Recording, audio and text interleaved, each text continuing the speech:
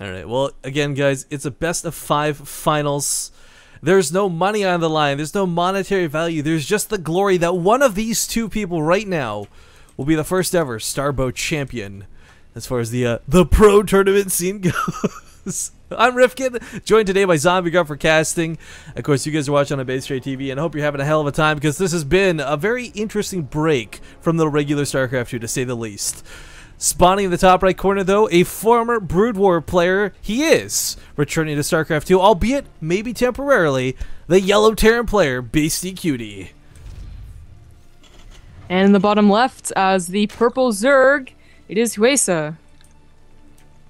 Now, Heusa showed some really good tactics in a couple of games we cast him. I'm really excited to see how he'll face off against Beasty, who is, from what I can best tell, A, not dropped a single map this entire tournament, but B, just been kicking ass all along the way. It's not going to be easy. I actually Wikipedia'd Beastyqt because someone brought up his Brood War history and like how extensive it was. Apparently not very extensive. He actually was a Dota player for a longer time. Yeah. He actually transitioned to Brood War in 2010 because he wanted more experience because StarCraft 2 was coming out. So that wasn't very long. Yeah, well, that's the thing. Like, that's why I'm not referring to him as like this former champion of Brood War, but he did spend some time in there. He obviously knows the tactics and was a fan. So that's because Foreigner sucked. Let's just get that out there. Wow, Zombie Grub. Look, all right. Dude, it was true. Have you ever heard the phrase? Foreigner. Have you ever heard the phrase "elephant in the room"? Okay, just never address it. All right? Not an elephant in a room. Everyone knows that for Brood War. Everyone, man. I don't care if there are statistics and facts. Zombie Grub. Just whatever, man. Whatever. Can you quit taking a dump on foreigners for like 1 second and enjoy the fact that we've got some stuff? I'm Brood sorry. War was totally different, man. It was. I know. I'm just making a big deal of nothing. So a quick recap. And again, I'm sorry for the boring stuff here that some of you guys have heard multiple times at this point in the game. This is STARBOW. It's a custom game for StarCraft 2. You can find it in the arcade. STARBOW. There's no downloads or anything required. It's just a map, and what it does is it's basically StarCraft 2, but with some minor altercations here or there. They've removed some things and reworked the entire Protoss race, but I mean for Terran and Zerg, it's oh, what are we doing at? Oh, continue. I'll talk about it later. Okay, I was just gonna say real quick, like a lot of your same favorite units are here. For Terran, they brought some units back for the campaign. They got rid of some things like the Thors. For Zerg, they changed some text around. The tiers are different, but still, it's Zerglings, it's Hydralisks, it's Marines, it's Marauders. Vultures are pretty cool too, but it's an abridged version of StarCraft 2, and it's definitely not what you're gonna be used to seeing. But it's kind of more fun because of that. I think it's a nice, like I've been saying all day, it's a nice break from like the regular StarCraft 2, the mundane StarCraft 2. Okay, so this third hatchery is what I was oohing at, right? He's gonna maybe be going for a 3-hatch Muta. I think the hatch is put down a little too early though for that. I feel because I mean, the lair's not even up. You're still getting your gas even for the lair. It seems very early. But this is what they did in Brood War. If they're gonna do something like a 3-hatch Muta or 3-hatch Lurker, they put the hatch in their main as a macro hatch because the larva didn't come as fast. And as you can see, he's actually choosing not to get any queens, so it's almost like as close as you can get. Well, that's a good point. For those who don't know, queens, it's not they still inject the hatcheries, but it just speeds up the rate at which larvae normally produce. You don't have that like 3 extra ones pop out after like 30 seconds or whatever. A couple of wings are gonna get here, but with the Marines, this shouldn't be too problematic. Does get an SCV kill, nice little snipe there. But of course, Beastyqt doesn't lose too much to it. And this is something I want to bring up. This is something I really feel strongly about. A lot of people are trying to relate this game to Brood War a lot more closely than I think it really is. They've borrowed aspects of Brood War, but it's still at its core StarCraft 2, especially with a lot of the elements of the game. So I understand the analogy, but I don't feel saying that it's like Brood War is entirely accurate. It's just right now, some people are playing it as either or, you know, they're not playing it as a different game. They're saying it's either Brood War or StarCraft 2, and that, you know, that's probably wrong. There's probably actually going to be, wrong. It's STARBOW. Months down the road, they're going to be like, well, it's you know, it's seriously neither. Like, you shouldn't do anything that you got from Brood War or StarCraft 2, but we're still waiting on that, and that's what we're seeing. You know, one player goes for one, another player goes for another. But we actually have a bio style coming out from Beastyqt. So last time we saw him go mech. This time it's going to be bio. He looks to be prepping for a Marine Marine Fire Bat Medic push with Stim. This actually hits before the Spire, I believe, if you do it correctly, and the defense is just Sunkens, or in this case, Spine Crawlers.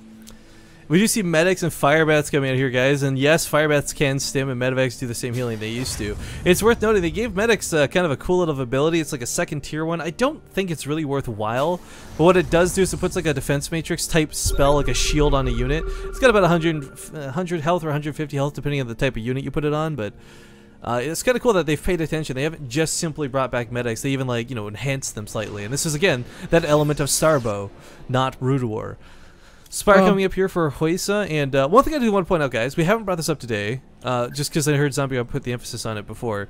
Beastyqt might have QT in his name, but fun fact, he hates when people say QT like 2 letters, because it's supposed to be cutie like cutie pie.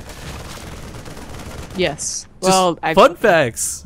Nothing important. So Beastyqt actually scouted or he scanned, but he did not see the Spire. Actually, didn't even see the third hatchery, but he saw the timing of the lair.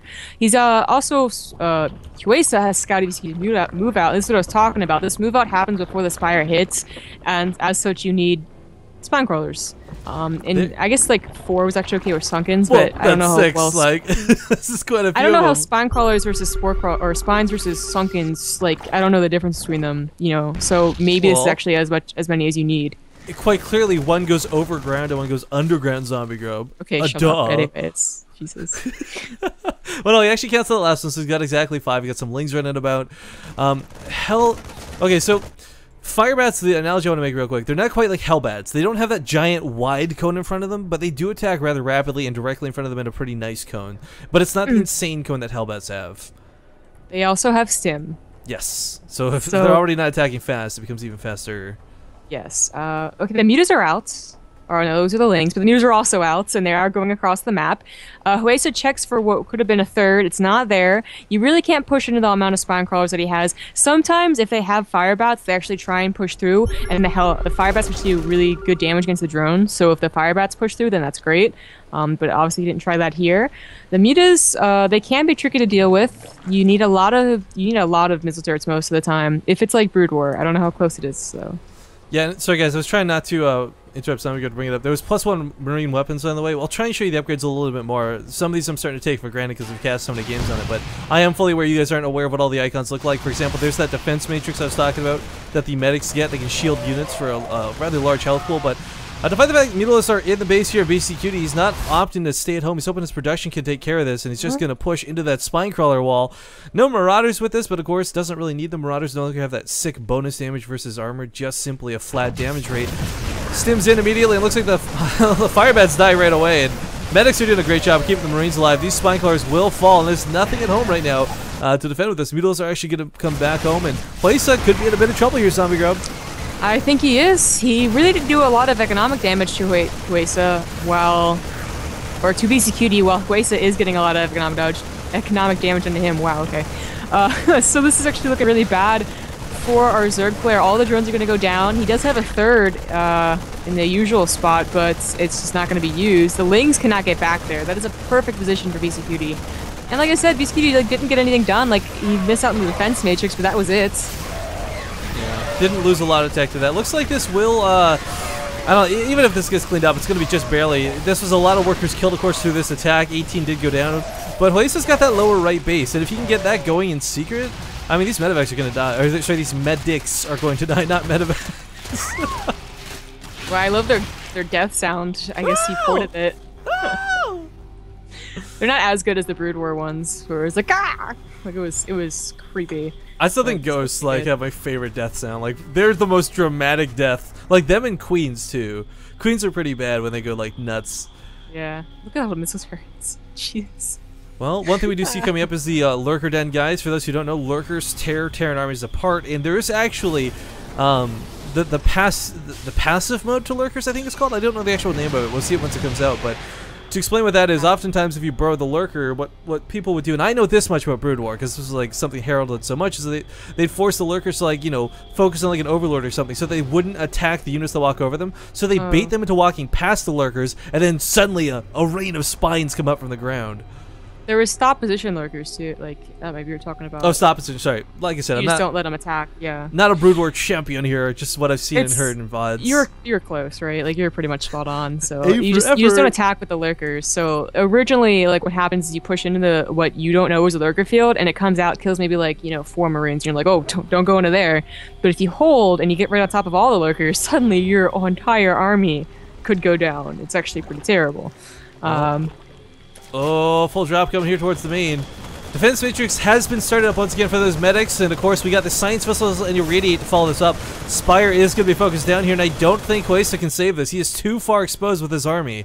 Nothing is left at home. This is a Queen, but Queen can't even enrage. It doesn't have the energy for it. A Burrow maybe in order to try and save these units, but just evacuates the drones for now.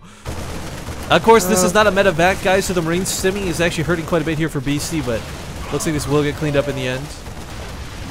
The Spire going down, he wasn't going to make any more mutas, obviously, but you do want Scourge. Like, not only against the dropships, but also against the Science Vessels. Like, that's really, really important that you kill the Science Vessels, not only so they don't detect the lurkers, which is pretty key, but also so that they don't irradiate any of your units, because it's a very powerful spell. We do see that Beastyqt, for the most part, this, like, his style has been pretty late on the thirds. I think this is actually one of the earlier ones that we've seen from him. I was going to say, there's a Marine down there in the lower right corner of the map, but of course it hasn't quite scouted that secret base of Heusa either. So BC's actually got Marines scattered all over looking for bases, and he's just barely missed the one that matters the most. I'm surprised that he checks that one. Honestly, I think the way one Heusa took is just like the natural, I feel. But even, like, he's not even checking that, so I'm surprised Beastyqt's not going over there. Muta's going to try and pick off some Marines. They are kind of spread out. Well, everything in this game like declumps on purpose too. So. Oh yeah, they kind of freak out if they try declumping. Yeah, wow. Nothing likes to clump up, but oh, the Mutila's clumped up, running into some Marines. He's gonna lose everything here. That Irradiate is doing so much damage, and the missile turrets will clean this up. That deserves some. Well, that was a lot. That was pretty much everything that Heusa had, and he's just now getting lurkers, but he only has 4 on the way. That's not a whole lot. Additionally, I don't know if it works in STARBOW, but in Brood War you could actually irradiate your own Science Vessel and go over units and kill them. I don't know if it works here. Yeah. Well, Siege Tanks pushing forward just a little bit. Taking a position with Siege Tanks is not the easiest thing, guys. We actually have a Nidus Worm on the way, so we're going to see some cool stuff come up in a little bit. But Siege Tanks I want to touch base on too. So they've got an incredibly slow attack, but 2 giant changes were made to them. One is everything they have hits harder. Siege mode's like 70 damage a shot, unsiege mode's 30 damage a shot with a much longer cooldown. However, the turret on the tanks auto-rotates, so you can actually attack while moving instead of having to attack, stop, attack, stop. So you get some moving shots off, which is really cool. But both players setting up a bit of a line here. Irradiate does go down on these lurkers, and it's a bit frustrating because you can't do much about this. Forced to just eat the damage, but of course, lurkers have a rather robust health pool. I don't know if this kills them outright, but not fun to deal with. It should. It didn't Brood War anyways. Yeah, this is yeah, cool. Marine will find this lower right base awkwardly. BC's probably going to be like, man, how long did I let that get away for? But we do have the Defilers coming out shortly. We got the Consume on the way, and looks like a Nidus Worm will be used to save this base here in the lower right. That's kind of cool. Yep, that's what it was used for. I don't know the cost of the Nidus Worm, but if it's like the now, then I guess that's what it's used for. So pretty cool to see being implemented here. Bad news is that Heusa is still down by 100 supply right now. Whoa! The Nidus Worm looks insane. That is not a regular Nidus Worm. I'm sorry. That caught me off guard. There are some banlings. I didn't realize you could actually still do banlings in this game mode because we've not seen anyone use them so far. But there's some broad banlings, but unfortunately the Science Vessels are detectors, guys. They can see this coming. Scourges will land into the Science Vessels. It looks like just barely don't take them out. How did it not kill the last one? I don't know. They do 110 damage. Science Vessels only have 160 health. It should only take 2 to kill one. I don't know. Yeah, that is weird. Oh god, he goes the lurkers. Wall. That's so weird. He scanned that base to check if it was up there and saw the lurkers burrow. I guess he wasn't paying attention afterwards. So that's the power of lurkers on top of a ramp, by the way. I see chat's also loving the Nidus Worm. was that Dark Swarm is going to be a huge part of this upcoming engagement. I feel like trying to get away with taking no damage from the tanks. Again, if you guys haven't seen Defilers, they're kind of the replacement to Infestors. They've got new spells, new abilities that are not available in StarCraft 2 regularly. Dark Swarm is one of them, and what it does is it puts a giant cloud down, and that cloud, you can still be shot. Like, the siege tanks will still shoot you in the cloud, but you will actually receive 0 damage, and any sort of splash damage like a nuke or something will be reduced by half. Yeah. Plague is another ability, of course, coming up in a moment's time, which is kind of like fungal growth on crack. It does way more damage, but it doesn't have that, like, hold you in place effect. I haven't seen it used yet, but I believe if it's the same as the Brood War one, that's going to be the effect. It brings Marines and medics down to 1 health. Yeah. It's pretty good. Oh my god, we have 8 Ghost Academies on the way? Whoa, okay, I was talking about nukes jokingly, but we may actually have some nukes come down. Jeez. And if Beasty does this, he will be my hero, because we don't see enough nukes in StarCraft, period. I wonder if this is going to be a good idea or not, because... like, he's really ahead. Like, let's get that done with. Like, he's pretty darn ahead. He's got 2/2 upgrades. His resources. STARBOW is a little more like Brood War in that you can come from behind, and this, you know, if he doesn't do anything with the nukes, then maybe, like, that's actually a wasted investment, and Heusa maybe comes from behind. Well, 5 nukes. I'm sorry, I'm just staring at this and just getting my StarCraft on, because this is gonna be fun. He's getting EMP for his. Oh my god. I really want to see Dark Swarms go down and like save something from a nuke, though. Like, really, that's gonna be such a clutch move. Like, let's say the drone line. The drone line won't survive the nuke because it only cuts it by half, but it's still cool to see.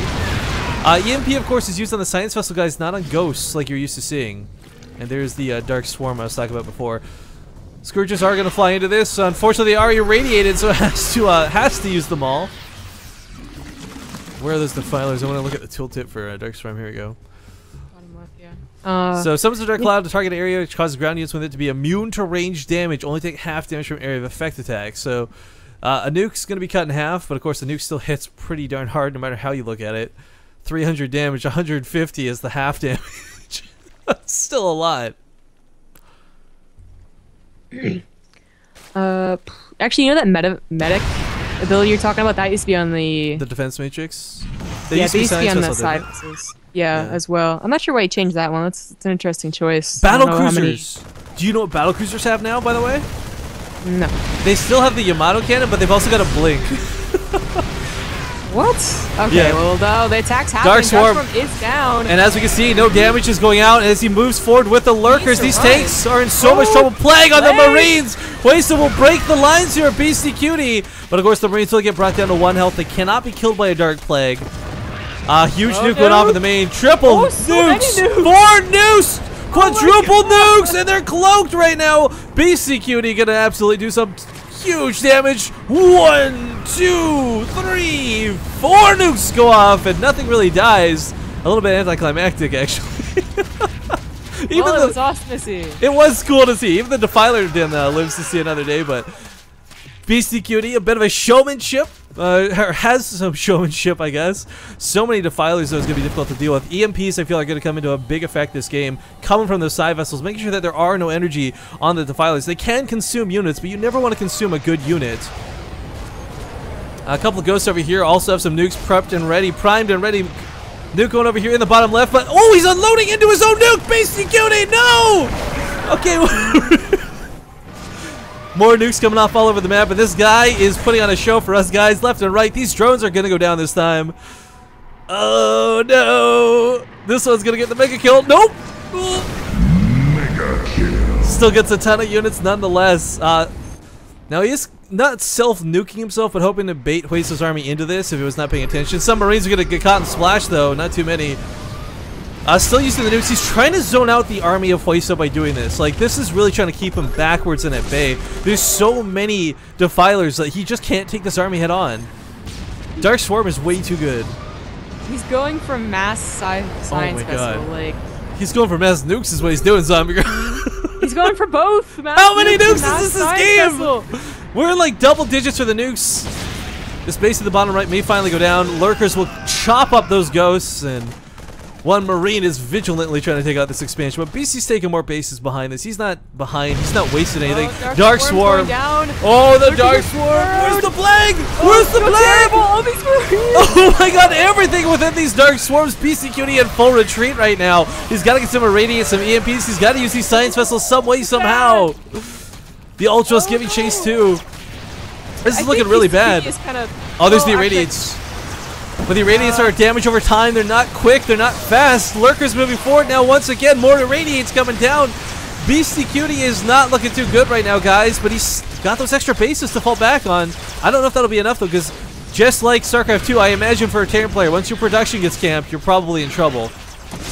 Well, usually you would have another whole line of production in another base, but of course he doesn't have that right now. I think Beastyqt made that mistake that I was talking about, where he overestimated how, you know, how far ahead he was. Good it is to come back in STARBOW. Oh no! I mean, it's okay. This is interesting. He's gonna get mass Banshees right now. This might be able to work simply because they can cloak, and all the scores are now done. They exploded on the command center. Another nuke coming down. Still very vigilant. Yeah, determined. Heusa doesn't have an economy right now. Like, he's not gonna have an economy. This base is gonna die. The other base has to keep being pulled. There's less than 400 resources per minute coming in right now. Nuke does go off there. Nuke comes down here. Hatch rate falls. Nightstorm's really low. If he could just somehow hold on to this game, he'll have an economy. His opponent won't. Lurkers are gonna burrow once again. A nuke comes down and hits. Sadly, nothing. Banshee needs to get out of this ASAP. There we go. Banshee is out. So 2 Banshees in total. With these Science Vessels, should eventually be able to clean this up. There's no more production for Heusa, though. This mineral patch down here is like his last mining income. This looked... Whoa. I thought Beasty lost us, but I think he's got this. I think, you know, where's the Scourge? He still has the Spire, and he still has minerals. He still has supply. He's got 2. Why isn't he building anything? This Banelings only. Yeah, no Scourge is coming out. I think he's realized it's do or die, right? Like, I don't know. But you kill the Banshees, and your Lurker's still gonna survive. Like, that's the big thing, right? Like, everything's gonna survive, right? Like, kill them! Cloak only lasts 6 seconds, guys. That's why the Banshee's uncloaked. Another nuke comes down. The Ghost is unfortunately not cloaked, so he's also going to go down. Beasty has lost 100% of his production here in the main, but again... Actually, no, I take that back. There's mining finally going in for Heusa. He got some drones up behind this. Everything's slowly being chipped away by this Ghost in the main. 15 kills on this guy. Combination nukes and drones. Looks like Lurkers. Oh, what a mistake. He saves 2 of them. Oh, but you know what? It's all the Science Vessels are gone. Oh, we finally have a Marauder coming up, by the way. Just kind of a small thing. Versus the Ultras trying to kite away to desperation up here at the top of the cliff. Siege Tank should be able to add a little bit to this, but will it be enough is the question. Lings are coming in behind us, and Beastyqt sitting behind the tanks. Looks like he will hold the line. 3 Ultralisks are going to go down, and now it's just Zerglings. And Zerglings are not that scary for our Terran player, who's got the entire upper left. Dark Swarm Lings are actually... Oh, the Plague! Now Plague! Super low. Units go down, but they should be able to repair the bunker and stay in this game. I can't remember. Does Plague affect buildings? I think it does, doesn't it? No. No? Okay. My bad then. But this one Ghost, somehow still alive, will finally go down. But again, in the upper left, it's a full wall off. There's medevacs, there's Marauders, hell, there's Marines. Our Zerg player is on 1 base of economy. It's not the end of the world for him, but it's not a good place to be in. I can't believe Beastyqt, like, you know, honestly, he wasn't really ever in a lot of danger, but to be in any sort of danger was, I don't know, a mistake, maybe. Like, maybe he didn't mind being in some danger if he could just show off his nuke skills. Well, you know what? Like, I think that's what made the game a little bit more interesting, too. Defiler pops like it's nothing, but... Guys, this has been an exciting game. We had Nightstorms, we had nukes, we had more nukes, and then even more nukes on top of that. We had a game almost lost by a player who was so far ahead, and still we come back to this point in the game where it's not over yet. Lings are cleaning up this right base, and, yo, Beasty, this is a lot of SCVs that are about to die, Zombie Girl. He's still mining off of 2 other bases, actually now 3 mining bases. Heusa doesn't know about them, I guess. Yeah, he only knows about the 1 other mining base, but you gotta assume the other ones are taken too. But, I mean, you look at the vision of Heusa compared to what Beasty has, and this is really disheartening to see. A lot of Lings are coming across the map. Of course, they're not quite Banelings. Might be a nice thing to have involved, but has to fall back.